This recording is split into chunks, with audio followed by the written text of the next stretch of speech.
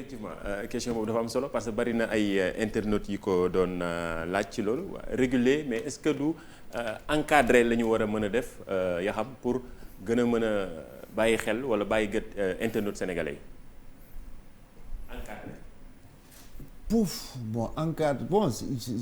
comme li may wax rek bon man je veux pas être trop sachant ou savant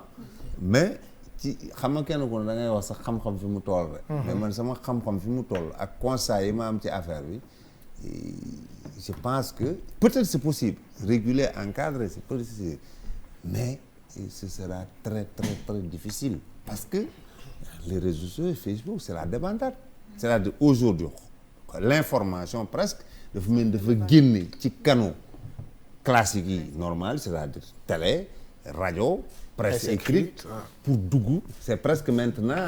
je veux dire les organes de presse qui subissent l'infox des réseaux sociaux. Comment réguler ça? Quels sont les mécanismes? Je dis pas que c'est impossible mais ce sera difficile. Voilà et on retrouve yenn ci ay questions yu ñu yenn ci ay internautes yónnee Djibril Sène par exemple qui réagit Mamadou Ndiaye. Voilà Djibril Sène question bi mu jagleel Yaxam Mbaye dafa ni ban message la mën a envoyer jeunesse sénégalaise bi ñi nga xamante dañuy jàpp ni désormais régler problème bu ñu gis mooy violence lañ ko mën a régler est-ce que politique moo ko waral. Bon je ne pense parce que je pense que aussi violence ci landerneau politique du tey ça a toujours existé mais je pense que en tout ci occasion bu mu mënti doon circonstance bu mu mënti doon la violence c'est l'argument des faibles. Que ça soit la violence physique que ça soit la violence verbale. C'est l'argument des faibles. Non je ne crois pas et je crois que Sénégal quand même c'est une démocratie majeure. Parce que ñun dañuy mën xeeb suñu bopp dañu comparer suñu bopp aux États-Unis mais aux États-Unis il y a des choses qui se passent là. Est-ce que c'est de la démocratie? Est-ce que ce qui se passe dans les prisons et consorts c'est la démocratie? En France est-ce que c'est ça la démocratie? Qu'on montre quelqu'un qui gifle un président de la République est-ce que c'est ça la démocratie? Non donc ñun nañ bu ñu xeeb suñu démocratie bi ñu am parce que Sénégal nag quand même je pense que kenn mënu ni mën nga taxaw wax sa xalaat bañ jël lañ la ràpp ci kaso bi fukki at wala consort et ça se passe yenn dëkk yi ñu jël exemple parfois il y a des gens qu'on tue il y a la peine de mort et consort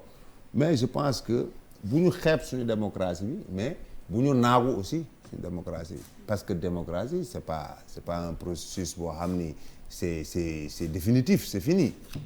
toute chose mën na am un chamboulement donc bu ñu ko xeeb mais moi je dis que plus nañu bàyyi di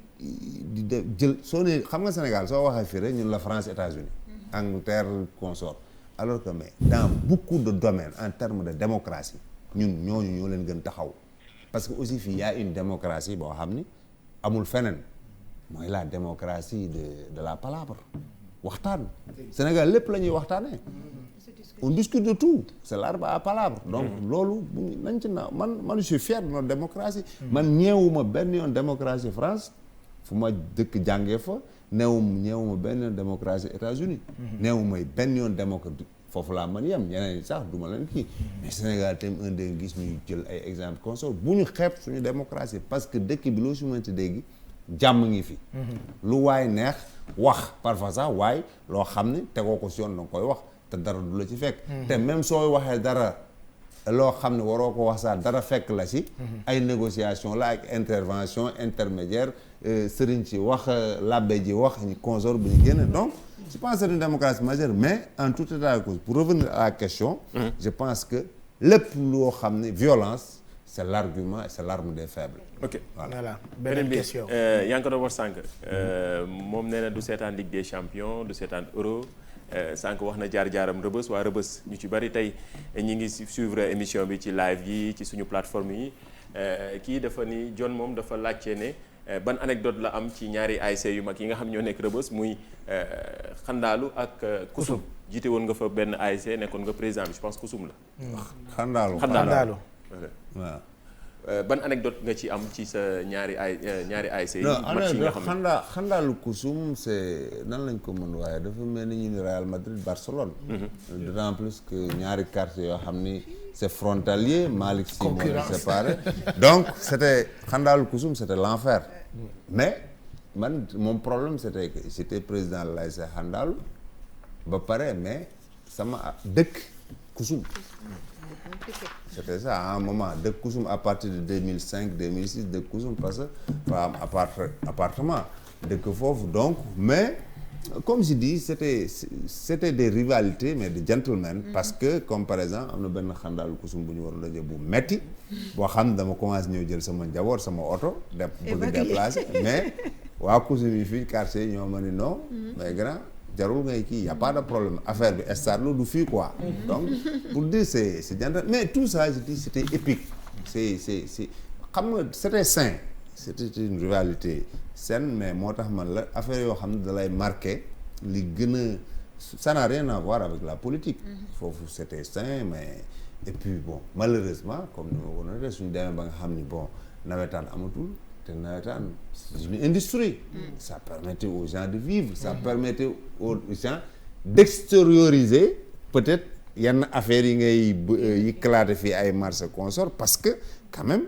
il y a beaucoup de gens qui sont désœuvrés te nawetaan yi c'était un moment extraordinaire boo xam ni même si tu es sooy liggéey comme man yoroon liggéey mais quand même tu étais accaparé par ces nawetaan ça faisait vivre le quartier ça faisait vivre les cœurs c'était extraordinaire